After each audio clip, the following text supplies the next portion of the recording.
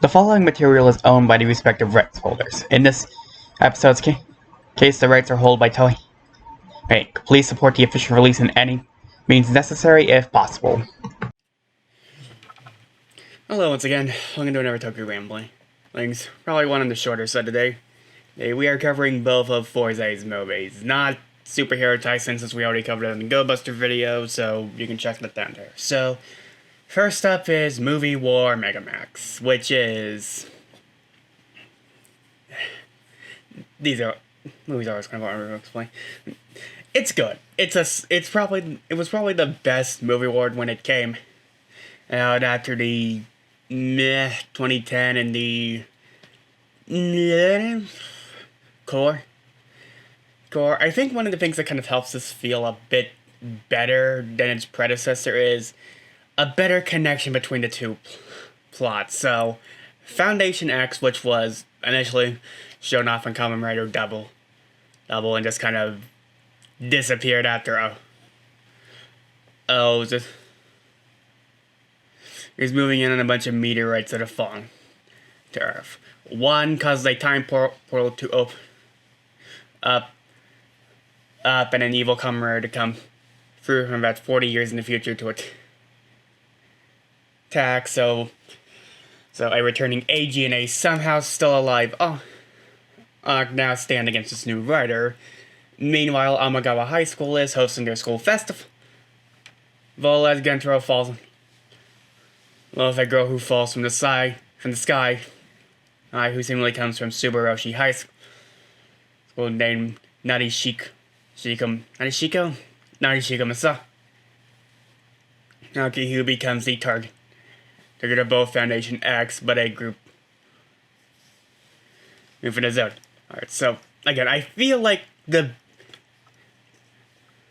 this has an overall better connective tissue instead of just both stories just kind of colliding at the end here with Foundation X helping to give sort of that connective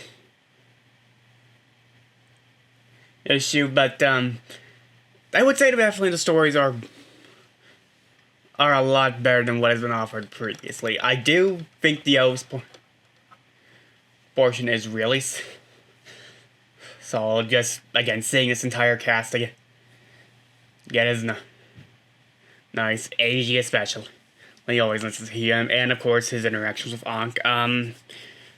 The Kogami Foundation does get a bit shunted in these both Goto and Date get sidelined early on after getting beaten by Poseidon, and Erika and Kosei get a bit but not much, which I think is really solid, because this really should focus on Asia and I don't mind the new writer here, Aqua Michelle Minato. Kind of find it weird that Kosei in the future would more or less give an Aqua powers, but to him, I'd judge him. Man who's clearly like 5 million in brain points above me. But I feel like this does kind of fill something that I feel that previous movie wars before this didn't have, like a real passing of knowledge instead of just 2 episodes stitched. If we're seeing AG help build this young man's confidence up to be the hero he is capable of, is arguably a decent highlight. Like, he doesn't get enough time for like a major arc, but seeing, and yes, he does kind of more or less go from, oh, I'm so scared, I can't do this, to, I need to face my fears and be courageous, but it is nice. Sadly, Poseidon's really not much of a villain in that he really doesn't have much character.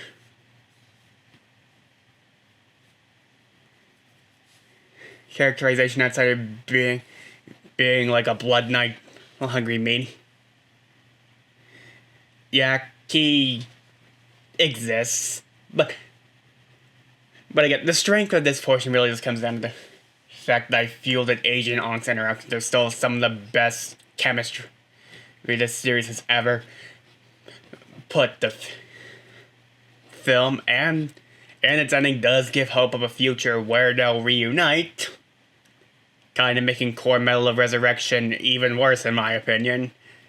But that is a talk I've already done, and you can go watch it though.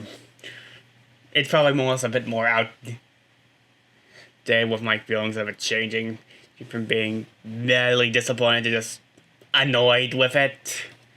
But there's also a Fourze portion, which is good. This is sort of the hard thing I feel I have. It's one of those things you have to see to better understand. And I like how it's just a lot more Gentaro hanging out in his sleep with his obvious girl crushy, as which shows that even as much of an idiot he more or less can still find love. And Nanishika was really not much of a character innately. She doesn't really have much in terms of speaking roles initially, but just the moment of when she transforms and the giddy looks all of the girls in the Kamen Rider Club have as she pulls out the belt from nowhere, there is just probably one of the most enjoyable moments from this franchise, seeing is how female writers don't get as much time, and her and Gentaro working together is honestly a highlight for me. And but the thing is the biggest issue I feel Megamax does have is just that its villains are not the most interesting. I already said the Persona was not too interesting. Look, Foundation X is a thing that exists outside of Double, but here they're not given much out of this evil, secretive organization bent on world domination. And that's kind of a disappointing thing for something that's been built so up. I do like the final fight before the big movie war, which kind of gives the Kamen Rider Club members all their kind of little moment to shine as Gentaro sort of suffering a bit of a heroic SOD, which works really well. Well, it's kind of like an end to this portion and to move on to the next one. I do think most of the new designs introduced here are really great. Aqua feels like a great mix between modern Heisei designs and early Showa. Showa gives him a unique appearance. Poseidon's has a great contrast of colors between the tops and the bottoms. Just the whale pauldron looks really amazing. I would probably say Shiko's suit is probably a bit better than Fourze's. I like the silver a lot better alongside the blue. Double Rocket States is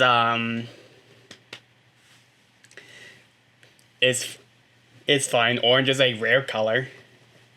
But the Double Rocket hands feels a little too much like they are not the most... What's the word I'm looking for? They don't work well when you're thinking it from a practicality design, because he really has no hands, which technically he wouldn't need them for when he was doing, but it just looks weird. One thing I did not bring up, because it's sort of just a thing, is this technically does have a double portion. It's not a very big one, and they and both Philip and Shotaro kind of play more of a side role to this. Shotaro more or less ends up following a truck by Foundation X and fights them for a bit. Then both he and Philip show up at the end for sort of a plot dump right at the end and join them for fun. Like, it is nice to see them one more time until Futopia I brought back the not the characters, not the actors, but this is very much AG and Gentero's time to shine. I do like the group, like 2010 did have our writers, but it did feel overblown. Like I like this probably more than the initial duo because as we do get our writers because this is something else so didn't mention because it just comes up right at the end. Here is that the legendary show there's sort of play a role here. Hearing that they're initially fighting Foundation X to get turned into metals and switches and have to be rescued by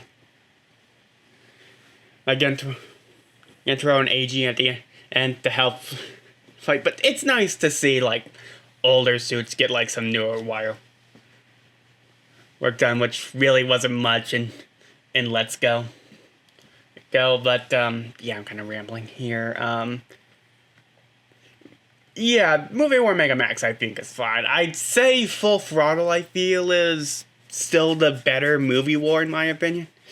And then I like both stories a lot more, and I think Lupin alone just carries a villain role in my opinion. But this is still a very solid one with decent stories, character actions. I still would wish they got together a bit more, but we'll get there soon enough.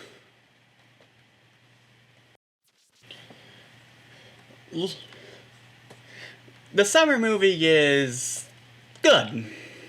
I feel like I can just kind of end there because again, it's one of those harder things to describe. It's good. It's a solid summer blockbuster, which I feel best described. So the Gentaro and his friends are more or less recruited by Osto Legacy for a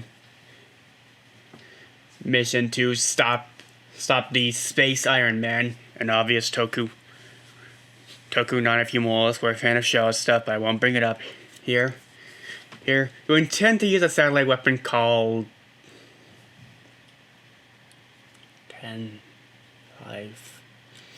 17 to destroy the planet. And after a quick space montage training session, the group is more or less now ready to go out and fight. But again, this is a good thrill ride kind of movie.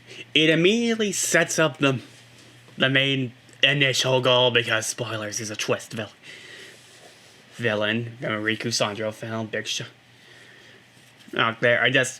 It keeps moving at a lightning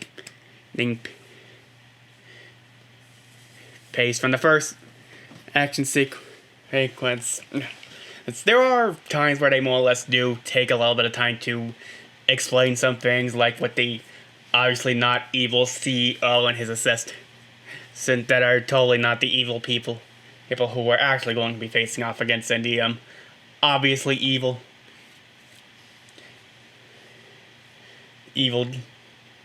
doers. Again, it's just a whole lot of action from beginning to end, and that kind of works for me on this one. There's no attempts at bigger arc stuff like A to Z, which is a bit disappointing, but Fourze has never been one to do things that it's very much a film. It always has been a series that has its heart on its chest, and mostly focusing on the set pieces and stuff works really well here. I do like that the entire club does get in on not only helping but the fighting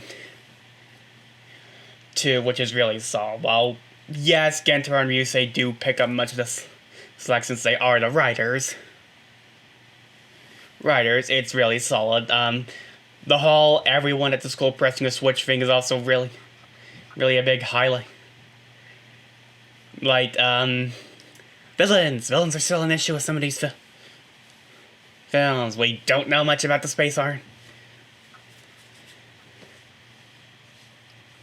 Man, the satellite, which technically isn't a villain, gets some things about, Gento now wants to make friends with it.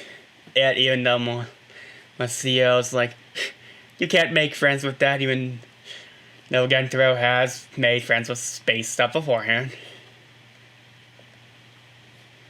Then it feels in line with what his character is. Even if he could destroy it, he would rather do it. Yeah, this is just all over. But it's kind of hard to describe this. It's one of those things where it's better to watch than me explain a lot. It's not the deepest film. There's the obvious friendship is awesome. Some power of anime friendship BS is here too, but it is a summer blockbuster. Its action is the biggest thing that is important. And here, and again, the action is really solid here. I like Wizard's intro, which, yes, comes out of nowhere like most these things. I just like his attitude and how he just takes the term Kamamura just because it sounds cool, and the other two are like, wait, you can't do this. It's like, I just did, and I'm awesome. Awesome. Fusion States looks not terrible. This is really showing probably not gonna be the best, but yeah. Yeah, it feels rather indicative of the show, of its performative nature to make up for its shortcomings. It's not the deepest film, but it's worth the ride every time you want to go see it. But yeah, next time, or anniversaries, stuff that was released up 3 seasons back to talk about. Decade. Don't know how that's gonna turn out, but yeah, do the usual things, and we'll see you then.